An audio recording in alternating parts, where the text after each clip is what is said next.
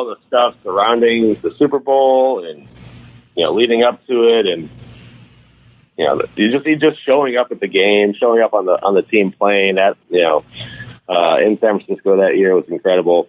but so the guy that you see on TV, the Peyton Manning you see on TV in the nationwide commercials, that is exactly who Peyton is. Like, that's his sense of humor.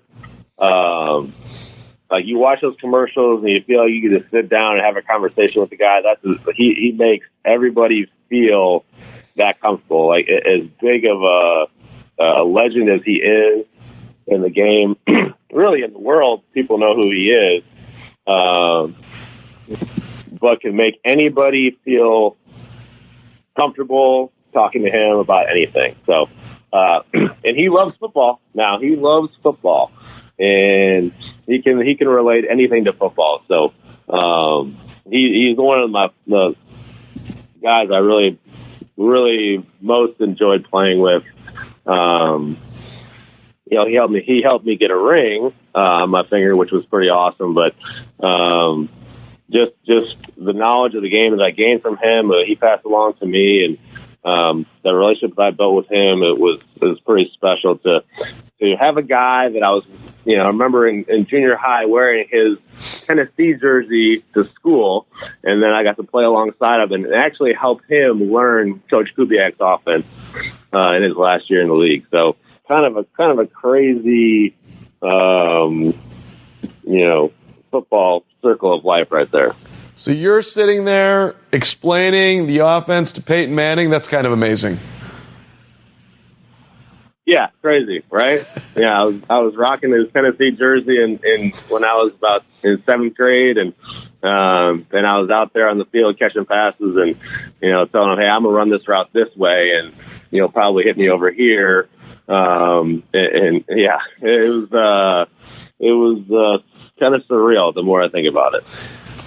Owen Daniels, OD, you're working with Crown Royal today. Appreciate all that, and thanks so much for the time, man. It was great to talk to you. Yeah, absolutely. Thanks a lot.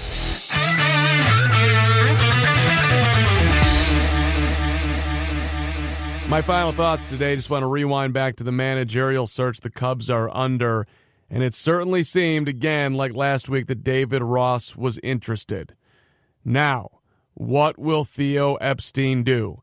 David Ross was a tremendous leader when he was here, and I watched a video of him explaining how he went about his at-bat in Game 6 of the World Series, how he watched Andrew Miller, and how he would throw a slider late in the count. And when he saw Miller shake, he knew he was probably shaking off the slider because that's the pitch he threw there. And so he was ready for the fastball. The fastball comes, he sells out for it, and he hits a home run in Game 6 of the World Series. Now, I don't know if that makes you a leader of men. I don't know if you'll get people to follow you. But it seems to me someone with that level of detail and that level of intelligence and that level of partnership, by the way, with John Lester, who brought him to the Cubs, seems to me that David Ross would be a home run as a hire to replace Joe Maddon. I would have kept Joe Maddon. I would have given him a lifetime deal. The guy earned it. But since the Cubs have moved on, and when you're looking around, there's Joe Girardi and Mark Loretta, Mark DeRosa, and who else they're going to talk to. But I'd roll the dice if I was Theo Epstein and give a guy who's never managed but was a backup catcher and watched a whole lot of baseball and learned a ton, I would give David Ross a shot at it. Thank you for listening to On the Mark, and thank you to all our guests today. A ton of people on the show, so much so that I cannot remember. Please give a rating, subscribe, tell a friend. On the Mark comes out every Monday afternoon, except on a Monday when there was Rosh Hashanah, which was this week. Happy New Year to all my Jewish brethren out there. Hope you had a great start to your new year with a family gathering on this Rosh Hashanah Monday, Rosh Hashanah week. Thanks for listening to On the Mark with Mark Carman. We'll see you next week.